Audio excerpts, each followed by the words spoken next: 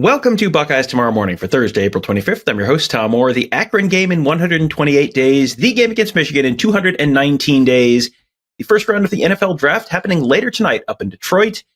Going to be at least one Buckeye hearing his name called tonight, and several more coming up later on over the weekend. Wanted to talk about that, put everything in a little bit of historical context.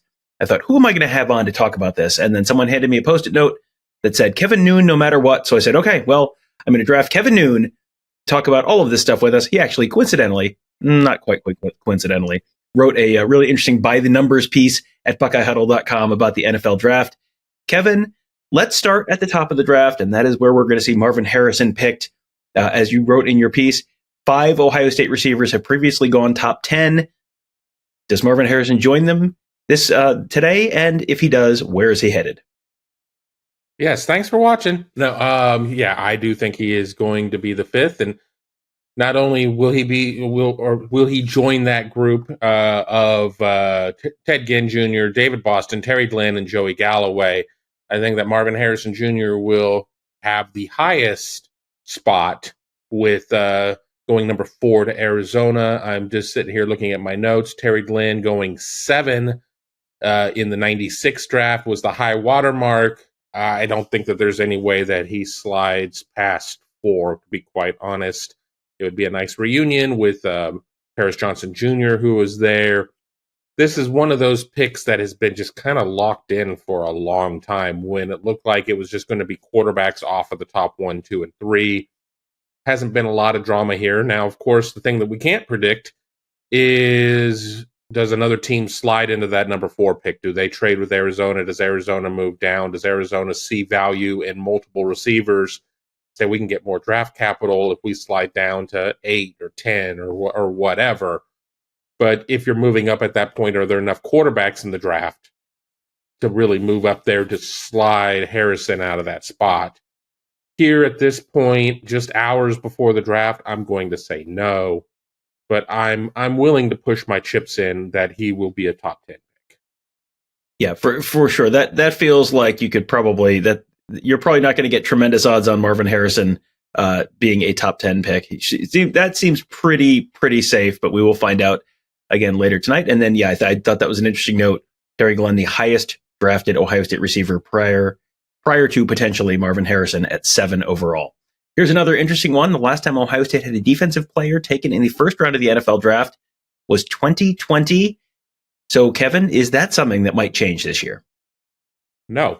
Thanks for watching. Now, my call is going to be the highest rated defensive Buckeye on the board. I have not seen a single mock draft that has him in the first round. Quite honestly, NFL.com has him in that second to third round range. I'm seeing a hell of a lot more third round than I'm seeing second round when it comes to him. But it only takes one team. And let's not forget that 2020 class had 3 defensive players taken, with Chase Young 2, Jeff Okudah 3, and Damon Arnett surprisingly number 19 to the Raiders. 2025 will be what cures all of that, with players like Jack Sawyer and Denzel Burke and JT Tuimoloau all being draft eligible players. And I think that we see the streak end at that point. But my call will not be a night 1 pick. He will be a night 2 selection with the second and third rounds, in my opinion.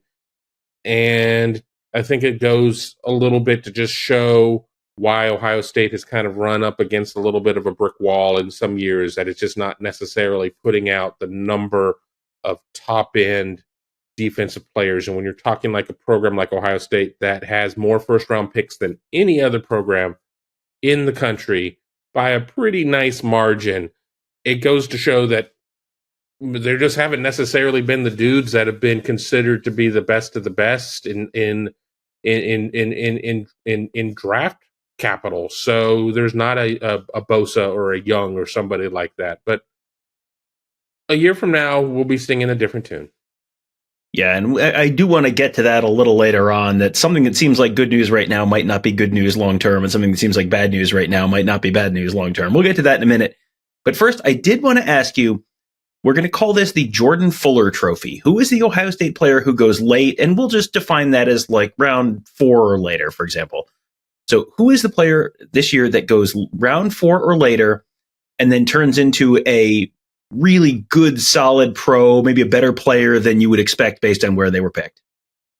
Let's say Tommy Eichenberg, because he was somebody. I mean, he is not the most athletic linebacker in the draft. I think Tommy would be. I mean, if Tommy talked, he would probably agree with me at that point. He might just grunt in agreement, but he is just your old school throwback. This dislocated shoulder is getting in my way. Just cut my damn arm off and put me back in there type of player. I think that he is somebody that certainly could overplay what his draft position is, in my opinion. But the reality is I kind of go through a lot of the other guys that I'm looking at 4, 5, 6, 7, and they all have their own challenges as well to making a 53-man roster. And like I really like Xavier Johnson, but I don't think he gets selected. I think he goes undrafted free agent. But what he is able to do in his multifaceted approach makes him more valuable on a 53-man roster, with the ability to play special teams, ability to run the ball, to catch the ball, to do a lot of things like that. Now, making the 53 is going to be a challenge coming in as an undrafted free agent, but that it happens more than we talk about. But I'm going to just say Tommy, based on I've seen a lot of linebackers like him through the years, and I know that we're seeing a shift again in what your modern linebacker is looking like, but Tommy's the one that makes the most sense to me. And so I'm just going to run through. The Pro Football Focus did a full 7-round mock draft, and I think I probably don't need to explain to you the exact utility of a full 7-round mock draft and how accurate each of these 6th round picks are going to be. Probably not that accurate, probably way too many moving parts before that. But I do find these useful in terms of just sort of understanding where generally, broadly speaking, guys are being considered as likely to get picked. So they had Marvin Harrison, 4th overall of the Cardinals, as Kevin said earlier. I think that's sort of a pretty industry consensus at this point, barring a trade. Mike Hall, 69th overall to the LA Chargers. That would be early 3rd round. Cade Stover and Tommy Eichenberg, they have them picked 4 spots apart. 115th overall to the Bengals in round 4 for Cade Stover. 119th overall to the Patriots in round 4 for Tommy Eichenberg. Tommy Eichenberg in a Patriots uniform feels pretty spiritually accurate, I think. Then they had Steele Chambers, 207th overall to the Broncos in the 6th round. Josh Proctor, 229th overall to the Raiders in the 7th round. Xavier Johnson, that is a great shout. I think that he's one of those guys that does a lot of the stuff that would maybe make you more likely to make a team as an undrafted free agent. They do have him going undrafted. So those are the 6 Buckeyes who the Pro Football Focus mock draft has getting picked. Michigan has, I didn't count up the Michigan picks. The industry consensus seems like it's somewhere in the neighborhood of 15 or so. Like it might be the most picks ever for a team, or in that neighborhood at least. And this is one of those times where it's good news tonight. It's not necessarily good news this fall, because I always go back, Kevin, to the 1999 NFL draft when the Buckeyes had 14 players taken. And it was like, wow, this is incredible. You've never seen this many players taken. And then you have to replace all those guys that fall. And that's not so easy. So it does feel like, as you said earlier, there are a lot of potential future first rounders on this Ohio State team coming up this fall. Not, only losing 1 first rounder this year and only potentially losing 6 drafted players overall. That could actually be very good news for Ohio State in just a few months.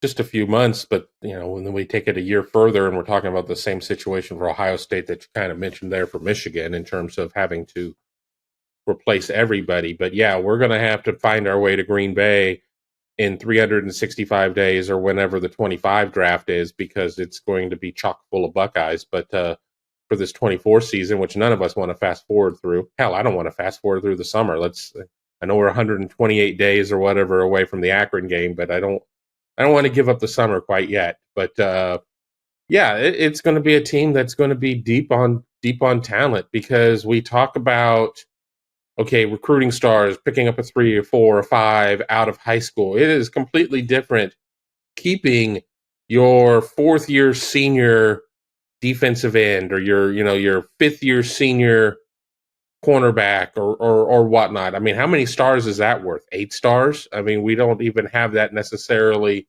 on the scale, but we're talking about a 21-year-old, 22-year-old young man compared to like a 17-year-old kid. So there's not going to be as much viewership from Buckeye Nation on this NFL draft as there going to be in other years, just based on the thin numbers and maybe the lack of names and everything else. But I think it just means that 24 is going to be a hell of a ride for the Buckeyes.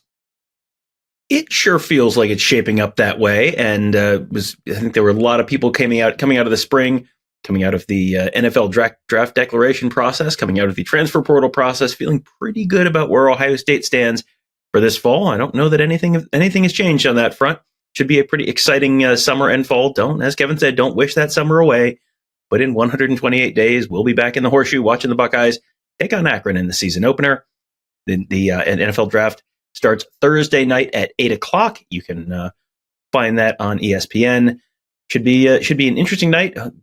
Hopefully a good night for Marvin Harrison Jr. Always a really well respected, good guy, hard worker. Great to see that pay off for him tonight. We'll be watching that, and then we'll be watching the rest of the Ohio State football calendar start to turn the pages as we go through the recruiting season and the camp season and all that fun stuff. As we head into the fall, and we'll be doing that all at BuckeyeHuddle.com. That's where Kevin, Tony, and I cover the team. Mark covers recruiting. Got our whole team of X's and O's gurus making you a smarter football fan, all at BuckeyeHuddle.com and at YouTube.com/BuckeyeHuddle. That'll do it for today. Thank you guys all for joining us. Have a great day. We'll talk to you tomorrow.